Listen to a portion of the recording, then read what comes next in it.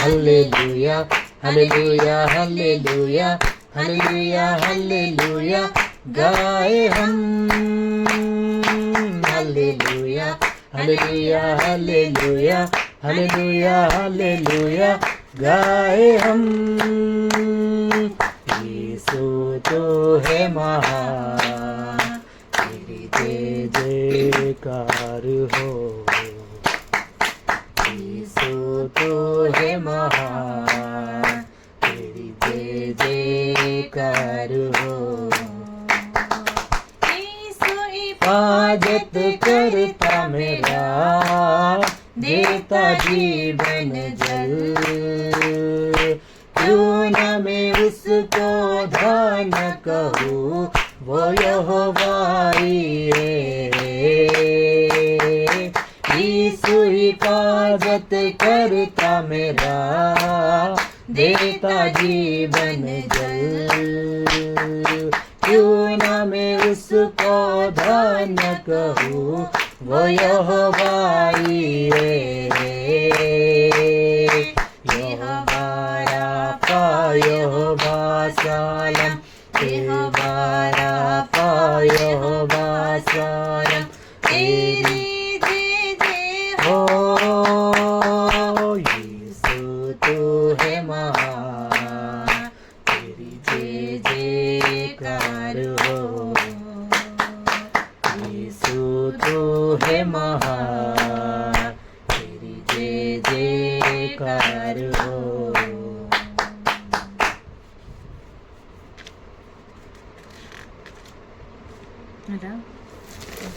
वो तेरी स्तुति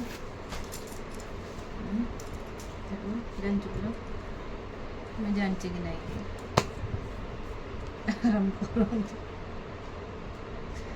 हो तेरी स्तुति और आराधना करता हूँ मैं तुझसे प्रार्थना महिमा से तेरी तू इस जगह को भर जो भी तू चाहे तू यहाँ पे कर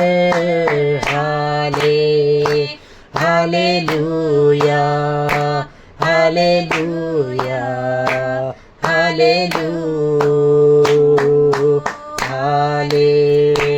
हालेलुया हालेलुया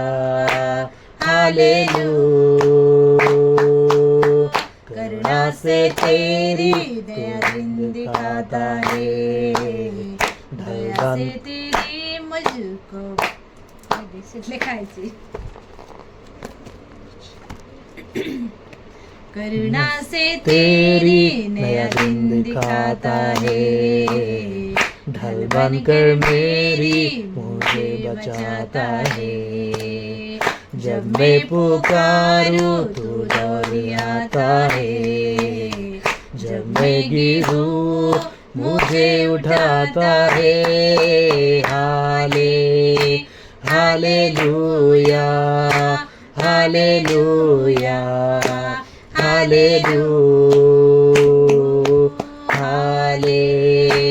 हालेलुया हालेलुया सारे जहां में तुझसा कोई नहीं तुझको छोड़ कोई प्रभु है ही नहीं घुटने में टेकू बस तेरे सामने तू ही मेरा प्रभु तू मेरा पिता हालेलुया हालेलुया हालेलुया हालेलुया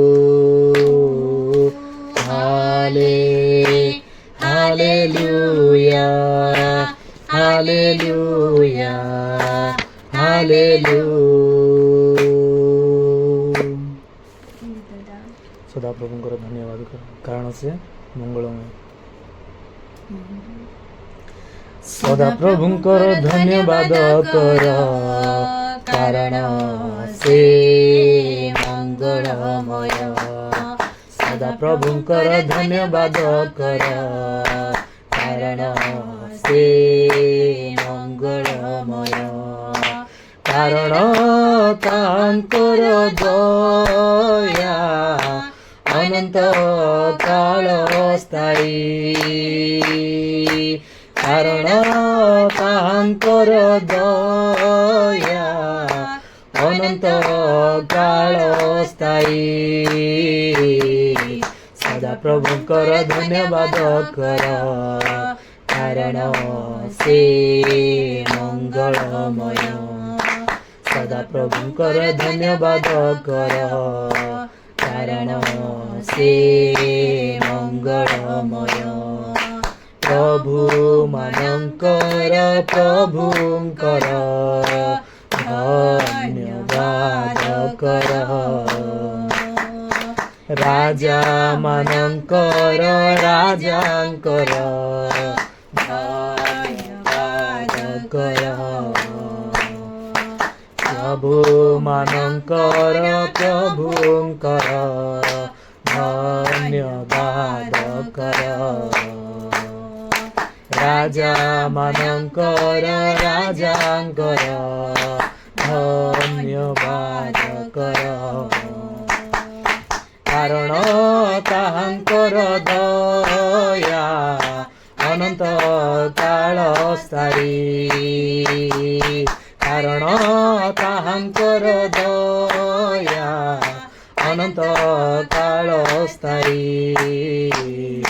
ସଦା ପ୍ରଭୁଙ୍କର ଧନ୍ୟବାଦ କର, କାରଣ ସେ ମଙ୍ଗଳମୟ। ସଦା ପ୍ରଭୁଙ୍କର ଧନ୍ୟବାଦ କର, କାରଣ ସେ ମଙ୍ଗଳମୟ। ସ୍ୱର୍ଗୀୟ ପିତା ପରମେଶ୍ୱର ଧନ୍ୟବାଦ କର, ଦେବମାନଙ୍କର ଦେବଙ୍କର ଧନ୍ୟବାଦ କର, ସ୍ୱର୍ଗୀୟ ପିତା ପରମେଶ୍ୱର ଧନ୍ୟବାଦ କର, ଦେବମାନଙ୍କର ଦେବଙ୍କର ଧନ୍ୟବାଦ କର, କାରଣ ତାହାଙ୍କର ଦୟା ଅନନ୍ତ କାଳ ସ୍ଥାୟୀ, କାରଣ ତାହାଙ୍କର ଦୟା ଅନନ୍ତ କାଳ ସ୍ଥାୟୀ। ସଦା ପ୍ରଭୁଙ୍କର ଧନ୍ୟବାଦ କର, କାରଣ ସେ ମଙ୍ଗଳମୟ। ସଦା ପ୍ରଭୁଙ୍କର ଧନ୍ୟବାଦ କର, କାରଣ ସେ ମଙ୍ଗଳମୟ। ଆସୁଛନ୍ତି ଯୀଶୁ ମେଘମାଳେ ଧନ୍ୟବାଦ କର, ଅୟୁତ ଅୟୁତ ଯାଦୁନରେ ଧନ୍ୟବାଦ କର, ଆସୁଛନ୍ତି ଯୀଶୁ ମେଘମାଳେ ଧନ୍ୟବାଦ କର, ଅୟୁତ ଅୟୁତ ସାଧୁମରେ ଧନ୍ୟବାଦ କର, କାରଣ ତାହାଙ୍କର ଦୟା ଅନନ୍ତ କାଳ ସ୍ଥାୟୀ, କାରଣ ତାହାଙ୍କର ଦୟା ଅନନ୍ତ କାଳ ସ୍ଥାୟୀ। ସଦା ପ୍ରଭୁଙ୍କର ଧନ୍ୟବାଦ କର, କାରଣ ସେ ମଙ୍ଗଳମୟ। ସଦା ପ୍ରଭୁଙ୍କର ଧନ୍ୟବାଦ କର, କାରଣ ସେ ମଙ୍ଗଳମୟ।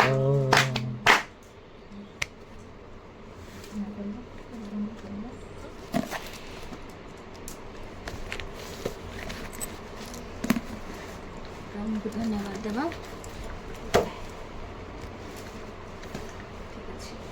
ଆସନ୍ତୁ ଆମେ ସମସ୍ତେ ପ୍ରଭୁଙ୍କର ଚରଣ ତଳେ ସମର୍ପିତ ହେବା ଆଉ ପ୍ରଭୁଙ୍କର ଗୌରବ ପ୍ରଶଂସା ତାଙ୍କୁ ଆମେ ଧନ୍ୟବାଦ କରୁଛୁ।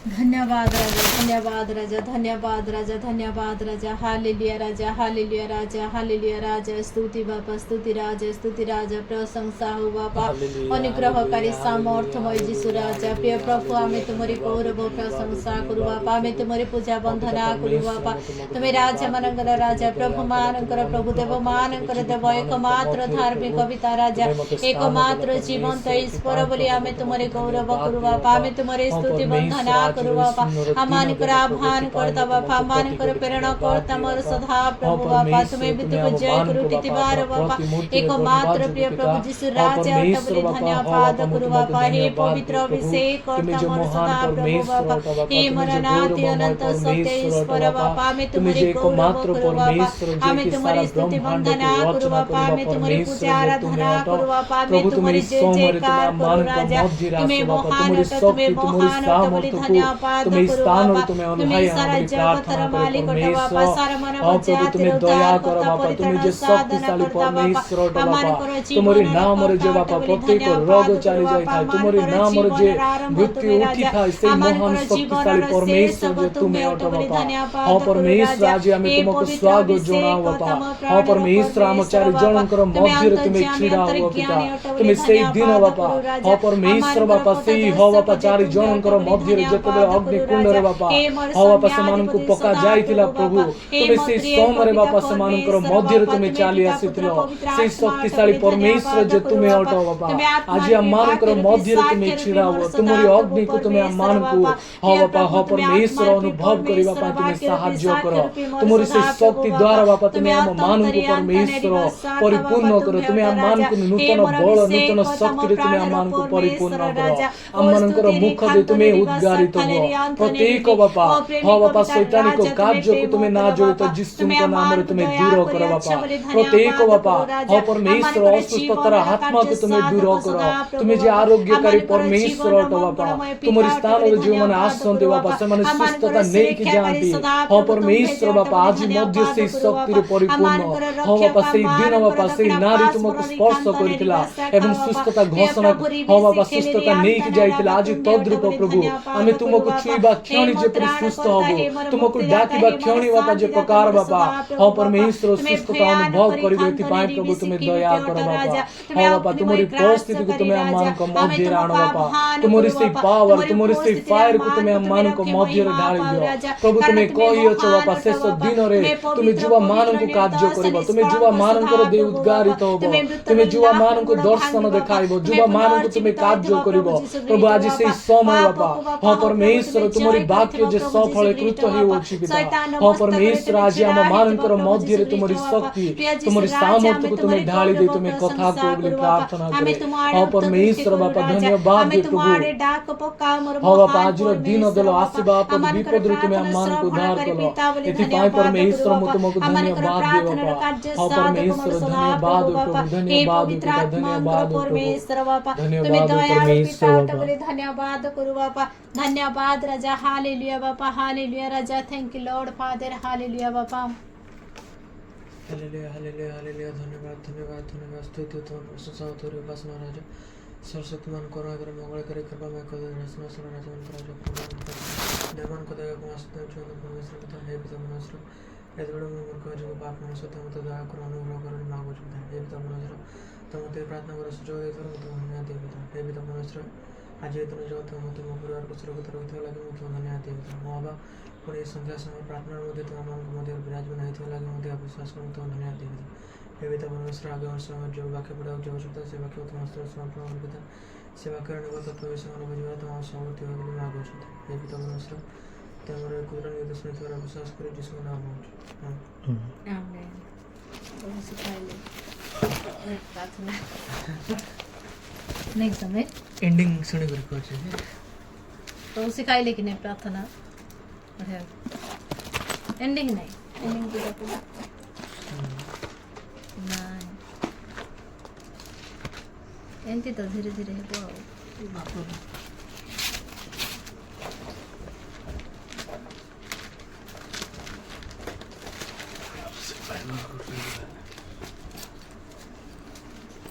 कहते हैं सिखाए 2 जन 8टा 2 जन 9टा हौ। ମୁଁ 8ଟା ପଢ଼ିବି आगे डिसाइड करो 8टा ମୁଁ 8ଟା ପଢ଼ିବି बस ତମେ 9ଟା ପଢ଼ ଦି ଭାଇ ଦି ଜଣ 8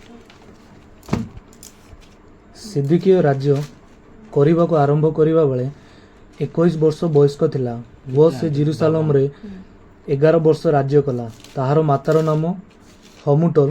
ସେ ଜିଭା ନିବାସୀ ଜିରିମିୟଙ୍କ କନ୍ୟା ଥିଲା। ଆଉ ସେ ଝିଅ ୟାକିମର କୃତ ସମସ୍ତ କର୍ମାନୁସାରେ ସଦାପ୍ରଭୁଙ୍କ ଦୃଷ୍ଟିରେ କୁକର୍ମ କଲା। କାରଣ ସଦାପ୍ରଭୁଙ୍କ କ୍ରୋଧ ସକାଶୁ ସେ ସେମାନଙ୍କୁ ଆପଣା ଛାମୁରୁ ଦୂର ନ କରିବା ପର୍ଯ୍ୟନ୍ତ ଜେରୁସାଲେମ ଓ ଜିହୁଦାର ଏପରି ଘଟଣା ଘଟିଲା। ଆଉ ସିଦିକୀୟ ବାବିଲ ରାଜାର ବିଦ୍ରୋହୀ ହେଲା। ଅନନ୍ତର ତାହାର ଅଧିକାରର 9ମ ବର୍ଷରେ 10ମ ମାସର 10ମ ଦିନରେ ବାବିଲର ରାଜା ନବୁକଦନେସ୍ସର ଓ ତାହାର ସମସ୍ତ ସୈନ୍ୟ ଜେରୁସାଲେମକୁ ଆସି ତହିଁ ବିରୁଦ୍ଧରେ ଛାଉଣି କଲେ। ଆଉ ସେମାନେ ତହିଁର ଚତୁର୍ଦିଗରେ ଗଡ଼ ନିର୍ମାଣ କଲେ। ତହୁଁ ସିଦିକୀୟ ରାଜାର ଅଧିକାରର 11 ବର୍ଷ ପର୍ଯ୍ୟନ୍ତ ନଗର ଅବରୁଦ୍ଧ ହୋଇ ରହିଲା। ଚତୁର୍ଥ ମାସରେ ସେହି ମାସର 9ମ ଦିନରେ ନଗରରେ ମହା ଦୁର୍ଭିକ୍ଷ ହେଲା। ତହିଁରେ ଦେଶୀୟ ଲୋକମାନଙ୍କ ନିମନ୍ତେ କିଛି ଖାଦ୍ୟ ମିଳିଲା ନାହିଁ। ତେବେ ନଗରରେ ଏକ ସ୍ଥାନ ଭଗ୍ନ ହୁଅନ୍ତେ ସମସ୍ତ ଯୋଦ୍ଧା ରାତ୍ରି ଯୋଗେ ରାଜାର ଉଦ୍ୟାନ ନିକଟସ୍ଥ 2 ପ୍ରାଚୀରର ମଧ୍ୟବର୍ତ୍ତୀ ଦ୍ୱାର ପଥ ଦେଇ ପଳାଇଲେ। ସେ ସମୟରେ କଲ୍ଦୀୟମାନେ ନଗର ବିରୁଦ୍ଧରେ ଚତୁର୍ଦିଗରେ ଥିଲେ। ପୁଣି ଲୋକମାନେ ଆରବା ପଥ ଦେଇ ଚାଲିଗଲେ। ମାତ୍ର କଲ୍ଦୀୟମାନଙ୍କ ସୈନ୍ୟ ରାଜାର ପଛେ ପଛେ ଗୋଡ଼ାଇ ଜିରିହ ପଦାରେ ସିଦିକୀୟକୁ ଧରିଲେ। ତହିଁରେ ତାହାର ସକଳ ସୈନ୍ୟ ତାହା ନିକଟକୁ ଛିନ୍ନଭିନ୍ନ ହୋଇଗଲେ। ତହୁଁ ସେମାନେ ରାଜାକୁ ଧରି ହମାତ ଦେଶସ୍ଥ ରିବ୍ଲାକୁ ବାବିଲ ରାଜା କତିକି ନେଇଗଲେ। ତହିଁରେ ସେ ତାହା ପ୍ରତି ଦଣ୍ଡାଜ୍ଞା କଲା। ଆମେ 10ରୁ 19 ଯାଏ ପଢ଼େ 18 ପାଇନୁ फाइन नहीं मैं जी गल काट दे खुद ही बोलती दीदी में ତୁ ପଢ଼ कुर्र बड़वा 8 10ରୁ ପଢ଼େ 10ରୁ 18 ଯାଏ ଆଉ ବାବିଲ ରାଜା ସିଦିକିୟର ପୁତ୍ରମାନଙ୍କୁ ତାହାର ସାକ୍ଷାତରେ ବଧ କଲା। ସେ ଜିହୁଦାର ଅଧିପତି ସମସ୍ତଙ୍କୁ ହିଁ ରିବ୍ଲାରେ ବଧ କଲା। ଆଉ ସେ ସିଦିକିୟର ଚକ୍ଷୁ ଉପାଡ଼ି ପକାଇଲା। ପୁଣି ବାବିଲର ରାଜା ତାହାକୁ ଶୃଙ୍ଖଳରେ ବଧ କରି ବାବିଲକୁ ନେଇଗଲା ଓ ତାହାର ମୃତ୍ୟୁ ପର୍ଯ୍ୟନ୍ତ ତାହାକୁ କାରାଗାରରେ ରଖିଲା। 5ମ ମାସର 10ମ ଦିନରେ ବାବିଲର ରାଜା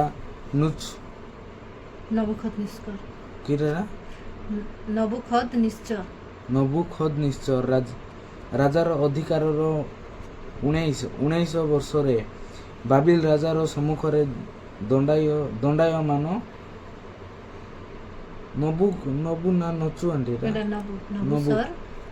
ନବୁସରଦନ ନାମକ ପ୍ରହରୀ ବର୍ଗର ସେନାପତି ଜେରୁସାଲେମକୁ ଆସିଲା।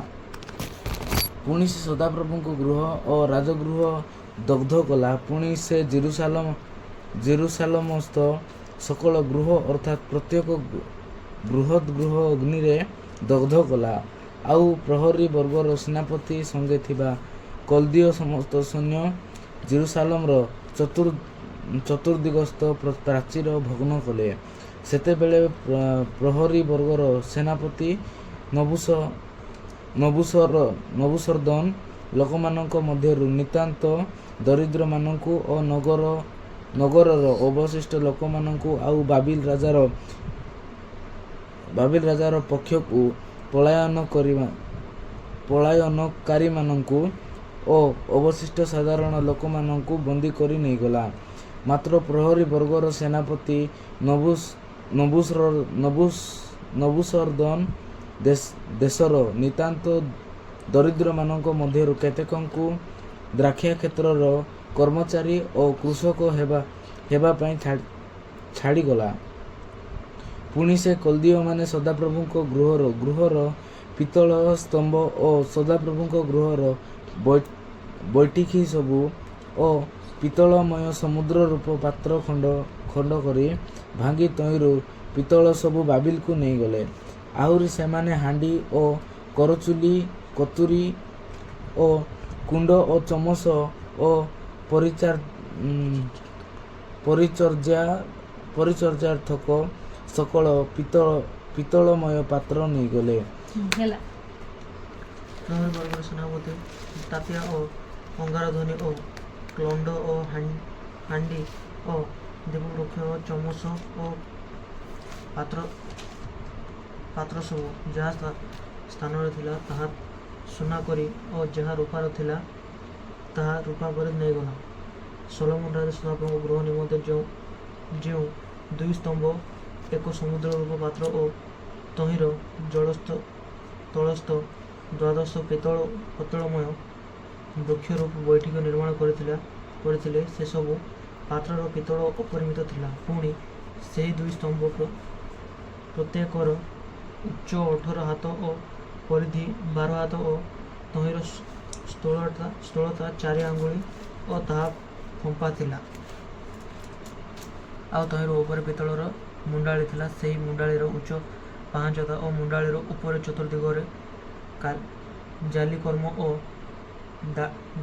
ଡାଳିମ୍ବାକୃତି ଥିଲା। ସେସବୁ ପିତ୍ତଳମୟ ଥିଲା। ଆଉ ଦ୍ୱିତୀୟ ସ୍ତମ୍ଭରେ ମଧ୍ୟ ଏହି ପ୍ରକାର ଆକାର ଓ ଡାଳିମ୍ବ ଥିଲା। ପାର୍ଶ୍ୱରେ 96 ଡାଳିମ୍ବ ଥିଲା।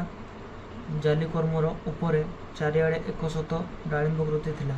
ପୁଣି ପ୍ରହରୀ ବର୍ଗର ସେନାପତି ପ୍ରଧାନ ଯାଜକ ସରାୟକୁ ଓ ଦ୍ୱିତୀୟ ଯାଜକ ସଫନିୟକୁ ଆଉ 3 ଜଣ ଦ୍ୱାରପାଳକୁ ଧରିଲା।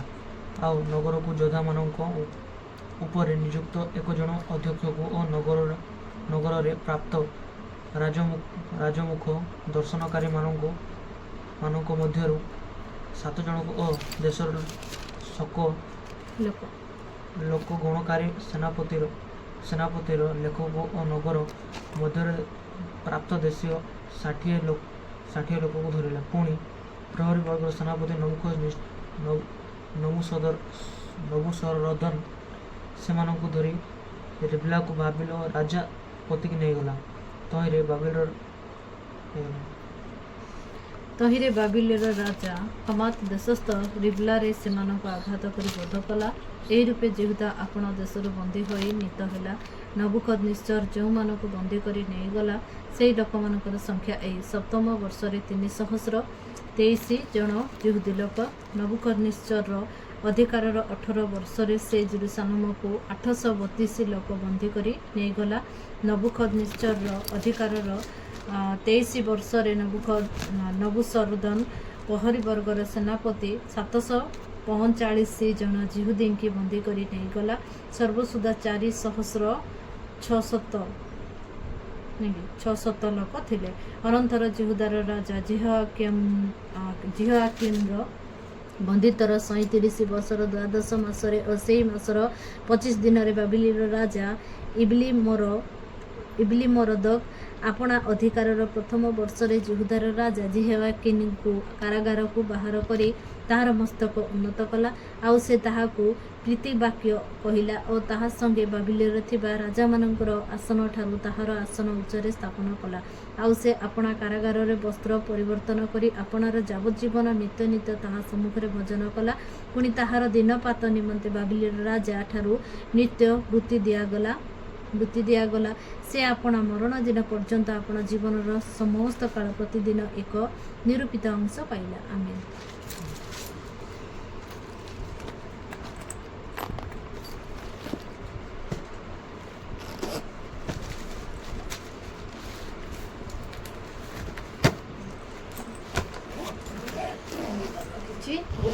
କଥା ହେଉଛି କ'ଣ ଲାଗୁଥିଲା କଥା ହେଉଛି ଛାତି ବଥା ଥିଲାନ୍ତି ଏବେ ହେଲା ସେଟା ଗ୍ୟାଷ୍ଟ୍ରିକ୍ ଆକାରଟା ଖେଳେଇ ହେଇଯାଇଥିଲି କଥା ହେଉଛି ରହିଯାଇଛି କରିବା କମିଯିବ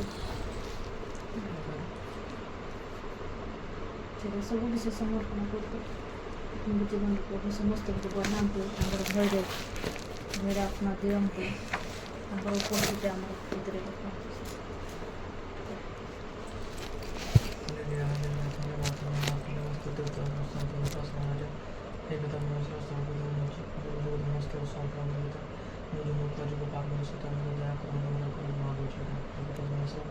ତେଣୁ ଆତ୍ମଜୀବନ ବଢ଼ିବାର ସହମତି ବୋଲି ମହାପ୍ରଭୁ ତାହା ସହ ସହ ତୁମର ପାଠପଢ଼ା କ୍ଷେତ୍ର ମଧ୍ୟ ସହମତି ବୋଲି ମହାପ୍ରଭୁ ତୁମେ ତ ସ୍ୱସ୍ୱାସ୍ଥ୍ୟ ରହିତ ଲାଗି ମଧ୍ୟ ତୁମକୁ ନ୍ୟାୟ ଦେଇପାରିବ। ଭାଇଗତ ମନସ୍ର କେତେବେଳେ ଭାଇଗତ ମନସ୍ର ସହକାରୀ ରହିତ ଭାଇଗତ ମନସ୍ର ଯେତେବେଳେ ପାତ୍ର ରହିତ ଦୟାନୁଗ୍ରାସ କର ବୋଲି ମହାପ୍ରଭୁ ହେ ପିତା ମନସ୍ର ତାହାର ଆତ୍ମଜୀବନ ପଢ଼ିବାର ମଧ୍ୟ ତୁମେ ତାର ସହମତି ଓ ତାହା ସହ ପାଠପଢ଼ା କ୍ଷେତ୍ର ମଧ୍ୟ ତୁମେ ତାର ସହମତି ବୋଲି ମହାପ୍ରଭୁ ହେ ପିତା ମନସ୍ର କେତେବେଳେ ମାଙ୍କ ହସ୍ତର ସମ୍ପର୍କତା ମାଙ୍କ ମସଲା ତଳେ ପାଦ ପର୍ଯ୍ୟନ୍ତ ଦୟାନୁଗ୍ରାସିତ କର ବୋଲି ମହାପ୍ରଭୁ ହେ ପିତା ମନସ୍ର ମହାରାତ୍ମଜୀବନ ପଢ଼ିବାରେ ତୁମେ ତାର ସହମତି ବୋଲି ମହାପ୍ରଭୁ ତାହା ସହିତ ତାର ବାକ୍ୟର ଯେଉଁ ଅର୍ଥ ବୁଝିପାରିବ ସେଥିପାଇଁ ତାର ତୁମ ସହମତି ବୋଲି ମହାପ୍ରଭୁ ହେ ପିତା ମନସ୍ର ତାହା ତୁମେ ସୁସ୍ୱାସ୍ଥ୍ୟ ରହିତେ ଲାଗି ମଧ୍ୟ ତୁମକୁ ନ୍ୟାୟ ଦେଇଥାଏ। ହେ ପିତା ମନସ୍ର ପରୀକ୍ଷାରେ ସମୁଦ୍ର ମନସ୍ର ସମ୍ପନ୍ନ କରିଥାଏ ତାହାକୁ ମନସ୍ର ତଳେ କାର୍ଯ୍ୟ ଦୟାନୁଗ୍ରାସିତ କର ବୋଲି ମହାପ୍ରଭୁ ହେ ପିତା ମନସ୍ର ତାହାର ଆତ୍ମଜୀବନ ବଢ଼ିବା ତୁମେ ତାର ସହମତି ବୋଲି ମହାପ୍ରଭୁ ପରେ ତାହା ସହ ତାର ପାଠପଢ଼ା କ୍ଷେତ୍ର ମଧ୍ୟ ସହମତି ବୋଲି ମହାପ୍ରଭୁ ହେ ପିତା ମନସ୍ର ତାହା ତୁମ